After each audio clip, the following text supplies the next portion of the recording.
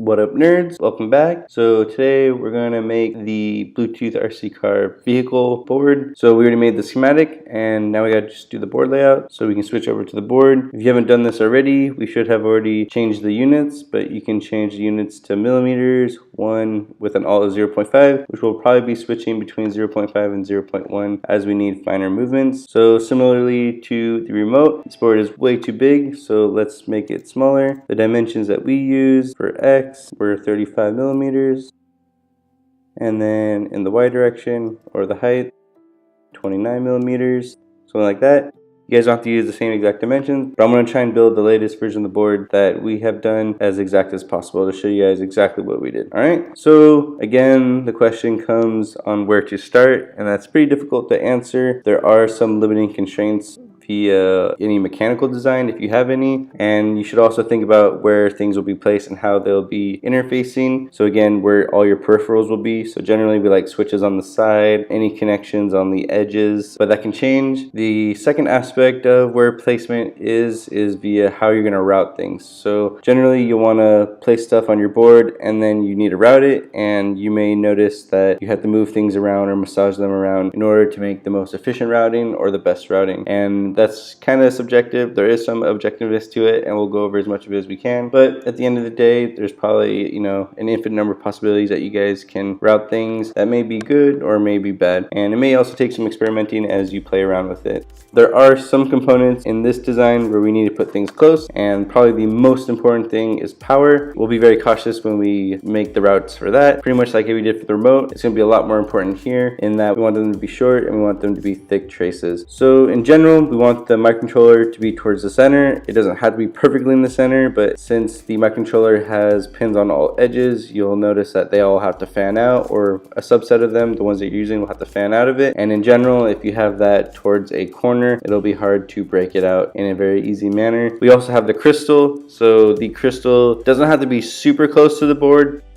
but it is recommended that it's relatively close, and we will put it as close as we can within the limits of the T keep out that we have set here. Alright, so let's go ahead and just get started. I'm half cheating like last time where I have my design open and I'm going to be following it as much as possible. Feel free to change anything, or if you are reluctant to follow anything that we have, that's perfectly fine as well. So we wanted our switch to be on the corner, so let's go ahead and drop that first. It's a really large device, so it kind of sets the stage.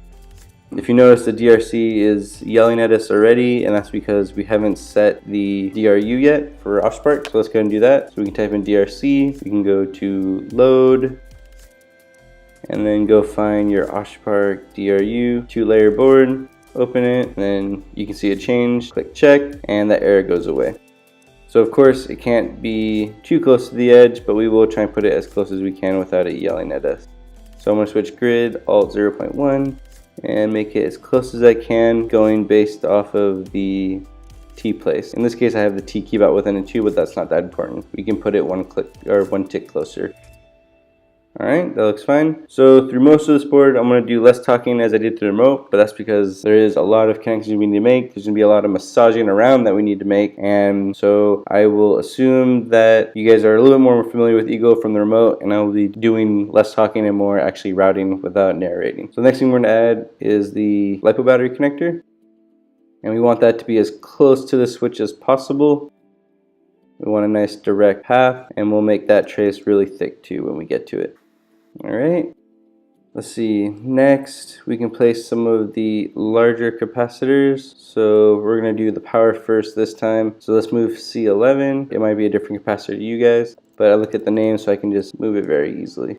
We're going to put this guy around here somewhere. This won't be the final placement, just somewhere for now to kind of get a feel for where things will be. Alright, the next class we want to add is the other 100 microfarad, but it seems I picked the wrong one here, so we'll do replace 100 microfarad instead of 10. Not that big of a deal, but we do want a large one so it can smooth out our voltage here. And we want this guy to be around here. Again, we'll massage the exact location in a bit. Let's go ahead and add the next motor connection or capacitor, C9. And then we want to add the motor connector to this guy, motor 1. And then the motor is going to connect to the H bridge, so H bridge 1. And if we rotate it, we'll see that these two wires, or air wires right now, are going to be connected to this, so we'll leave them relatively close. The H-bridge has a cap on the input. Let's go ahead and move that there so we know where it might be in the proximity. Again, orient it. Looks like something along this. I want to do a rats. Sees that these two are connected. Let's go ahead and place the Bluetooth and the FTDI connector.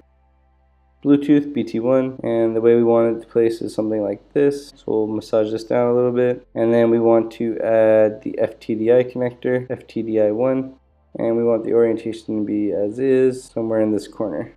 And then below it we want the AVR ISP header, and like this is fine.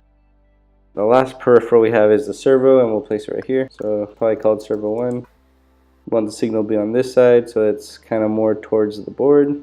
And then let's put the 6-volt regulator to a relative location, so VREG 2. And if we flip it around and do rats, we'll see that the 6 volts connected here, so we want it to be oriented this way. So it may look upside down, but this will be easier for us to place it. And then it should have 2 capacitors, and the servo has a capacitor. So let's add the servo one, C7. Something like that. And then these 2 capacitors are C15 and C14. C14 is the input, we place it like that, and C15 is the output, so something like that. So we kind of see where things are coming together. Let's go ahead and add the crystal, which will help us place the microcontroller a little bit more easily. So XTAL1.